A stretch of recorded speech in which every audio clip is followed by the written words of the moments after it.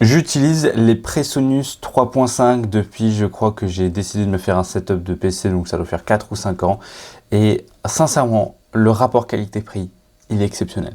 Dans cette vidéo, on va parler de est-ce que c'est toujours utile de les acheter pour toi en 2026, selon un petit peu le setup que tu vas vouloir avoir, selon les besoins que tu as.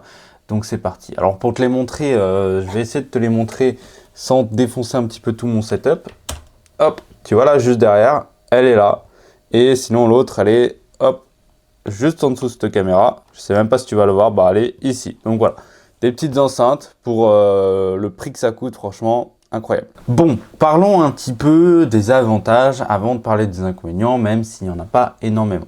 Alors, en termes d'avantages, ce sont deux enceintes qui sont du coup en Bluetooth, mais tu peux aussi les connecter en filière. Donc voilà, ça c'est une chose qu'il faut savoir. Donc on a évidemment le droite et gauche pour avoir, je sais plus comment on appelle ça, mais du coup les sons, un petit peu le son directionnel. On n'a pas un truc en 5 points comme au cinéma et tout, mais déjà c'est vraiment pas mal pour du coup avoir, quand tu fais du montage, moi je fais du montage vidéo, quand tu vas aller plus loin et faire apparaître un son de la gauche pour le faire arriver à droite, et ben tu peux l'entendre avec ces enceintes là. Elles sont reliées via un petit câble pour du coup l'énergie et du coup bah le câble pour tout simplement l'électricité. Mais bon, si tu veux les connecter manuellement avec un câble, tu peux avec un câble jack sans problème. Tu peux même prendre ton casque et le connecter directement aux enceintes.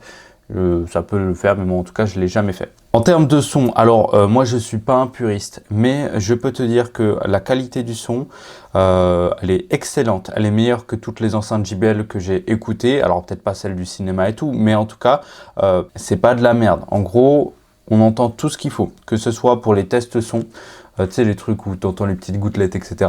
Parfait, franchement. Que ce soit pour la musique, il n'y a pas de souci. Moi, je bosse pour mon montage et on a des basses de fou furieux. Donc ça fait plaisir. Peut-être que ça fait moins plaisir à ma voisine. Mais bon, c'est pas grave. Ce sont des enceintes de 50 watts. Alors, pour te dire la vérité, les 50 watts, je ne vois pas où est-ce qu'ils voient une puissance aussi petite. Moi, je peux te dire que ça fait trembler les murs de ma maison et tu peux mettre ça à fond. Il y a tous mes voisins qui vont entendre la même musique que moi. Je ne peux pas les mettre à fond parce que ça, tout simplement, m'explose les oreilles, même si je suis à 10 mètres. C'est comme si tu étais en boîte de nuit avec des enceintes aussi petites. Et c'est ça qui m'a vraiment surpris, c'est la puissance qu'elles peuvent délivrer, les bases qui font trembler ma maison qui est en béton armé normalement, hein, pour du coup des trucs aussi petits que ça, qui font à peine 20 cm de hauteur. Aussi, on peut, derrière l'enceinte principale, on peut du coup gérer un petit peu les basses, si on en veut plus ou moins, les aigus, en gros les IQ qu'on peut avoir pour ceux qui s'y connaissent dans le DJ. Alors moi, celles que j'ai, c'est les Gen 2 qui sont du coup en filaire. Elles sont à 83 € en ce moment, ce qui est absolument que dalle, sincèrement. Mais si tu les prends avec du coup le pack Bluetooth, tu auras un énorme caisson de basse supplémentaire. Moi, sincèrement, ça m'a jamais vraiment servi d'avoir un caisson de basse. C'est plus pour tout ce qui est musicien et tout. Et là, du coup, on est sur un prix de 130 €. Franchement, je suis pas déçu du prix. C'est pour moi un très bon prix par rapport à la qualité et la puissance qu'on va pouvoir avoir. Mais en tout cas, pour qui est ce genre de petite enceinte là, c'est pour ceux qui veulent un setup avec du coup les deux enceintes sur les côtés au minimum. Si tu veux un caisson de basse, moi sincèrement ça me sert pas. Il faut savoir, est-ce que ça te sert d'avoir un caisson spécialisé dans les basses ou est-ce que tu préfères uniquement les basses qui sont quand même très intéressantes sur les petites enceintes. Voilà, à toi de choisir en tout cas. En termes de puissance, bah, ça fait largement l'affaire. Je ne sais pas ce que tu veux faire, sauf si tu veux faire une grosse soirée chez toi. Même une grosse soirée, j'en ai déjà fait et ça suffit largement. C'est comme une barre son de télé et tout. Tu peux faire exploser le son de toute ta maison.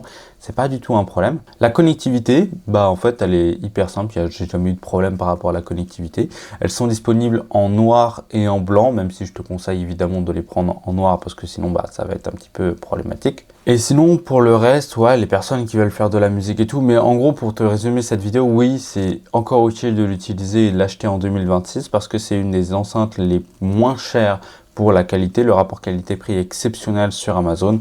Donc voilà, moi je te conseille vraiment de l'acheter. Je suis extrêmement satisfait de ces enceintes-là, de la qualité, de la puissance et du coup des bases qu'on peut avoir. Donc voilà un petit peu pour cette vidéo. Si tu as la moindre question, n'hésite pas à me la poser dans les commentaires, à t'abonner à la chaîne. Et si tu veux l'acheter, elle est dispo dans la description, c'est le premier lien.